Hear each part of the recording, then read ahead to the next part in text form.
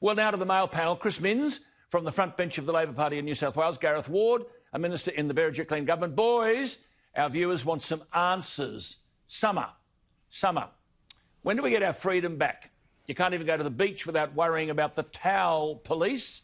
We're discouraged from sunbaking and we have to stay a towel length from anyone else.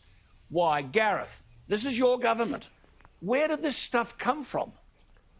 Well, good evening, Alan, and it wouldn't be an opportunity missed if I didn't do a shameless plug for my electorate, of course. Great beaches, plenty of space, albeit its local members probably not the greatest advert for sunbaking. But having said that, we've tried to reduce restrictions where we can in this state, and we're continuing to do that. I'll just make a couple of points, Alan. Look, firstly, we haven't put up borders in our state like other states have continued to do, and you just heard that from Mr Rudd just then in your previous interview. And secondly, we also don't want to see a devastating second economic wave like we're seeing in parts of Europe at the moment, and we need to make sure that we open up as quickly as possible. Stop talking about Europe. We tread a sensible course. Stop talking about Europe. OK, and we can look at the figures in Europe. I'm talking about Australia here. There are 8 people who are seriously ill now. Chris Minns, will anyone in government ever surrender these dictatorial powers? Well, potentially, Alan, I'm not sure. I mean, look, you're right about talking about summer. The latest information about the vaccine and treatments in place for COVID-19 are not encouraging. They're further back than we originally thought. They're looking at the last quarter in 2021. Vaccine won't even be finished in the trial phase until early next year. So we really have to look at ways of lifting restrictions, getting the economy back, but at the same time keeping people safe. Well, people can do that, Chris. Let people look after their own health. They know what to do. They know what the risks are. Gareth, back to you. I mean, you've got the Tamworth Music Festival, not meant to be on until the end of January. The Sydney to Hobart Yacht Race, not until after Christmas. I mean, they are all off. And, I mean, are these people drunk with power? Gladys Berejiklian says, well, this is a year-long plan. Will someone tell us when this is going to end? Well, Alan, we've eased restrictions as late as last week. There were more restrictions announced. Every time I see the Premier talking, she's easing restrictions. We're not putting up borders like other states are doing. You mentioned that earlier, and you're right to mention it. Why does the Tamworth Music Festival in January have to be closed off now?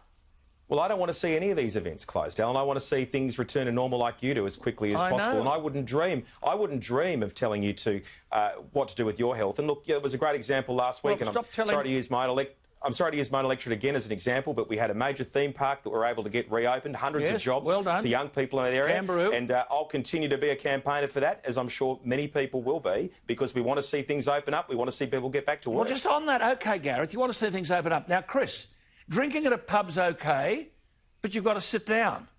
You can't sit in the front of a cab. I mean, these are year-long edicts. We've got to be COVID safe at the beach. But you've got the Rabbitohs and the Roosters building into one another on the football paddock.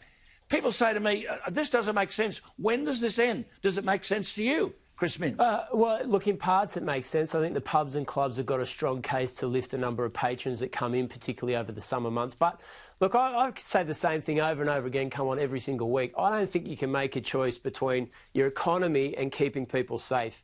I know you don't like talking about Europe, but look at the numbers in Sweden. Their economy declined by 8.5% in one quarter.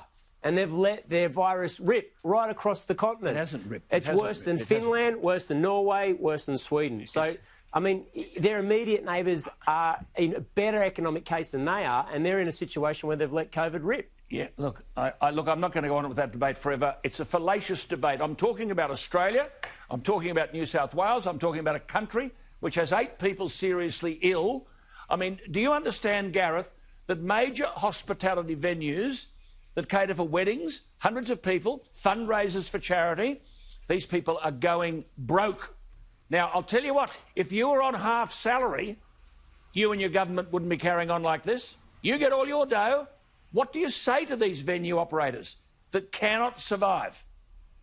Well, Alan, I know many venue operators in my own electorate on the South Coast, and it's devastating for them. Although when I talk to them, as I do all the time, be it pubs or restaurateurs, things are starting to get back to normal, and we're seeing a lot of people travelling to regional New South Wales and taking advantage of what's on offer in the regions, and I'd encourage people to do that. But what I'd also encourage state premiers to do is lift the border restrictions. It's absolutely stop going back to borders. I'm talking about what's happening here. And you're absolutely right, Gareth. There are people going into the regions to get married.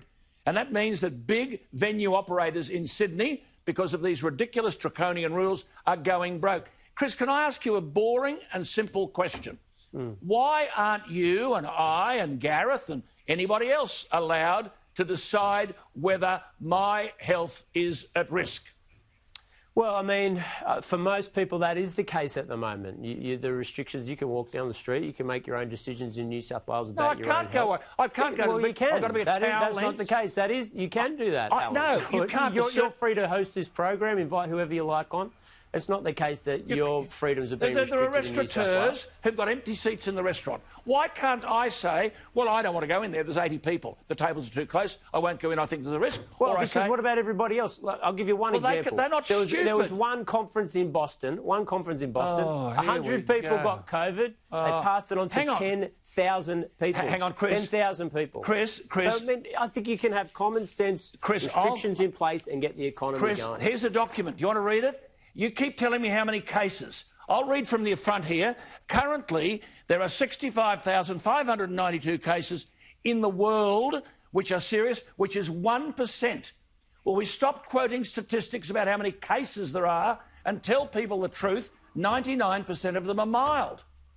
Yeah, well, I mean, it depends whether you're in the 1% or not. I mean, I wouldn't put a gun against my head that had 100 chambers and one bullet in it. It's, at the end of the day, it's Russian roulette. The government's got to make restrictions to save people's lives. I don't want government telling me what to do about my health. Gareth, if I could ask you a final question.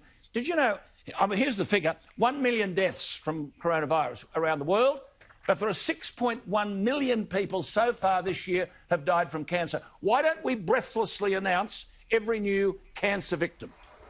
Well, Alan, I don't think you can compare cancer to corona. Cancer's not contagious, or at least not to my knowledge. I think they're two different things, but I accept your point. We shouldn't be telling people what to do with their health. I wouldn't dream of doing that in your case, and I think the more we can ease restrictions, the better. But I don't think we should also get sucked into comparing apples and oranges. It's a very, very different scenario. I'm not comparing apples and oranges. I'm simply saying the dramatic way in which we delight on announcing cases, and Chris, you're intelligent, I'll give you that rap, but you keep on saying how many cases there are.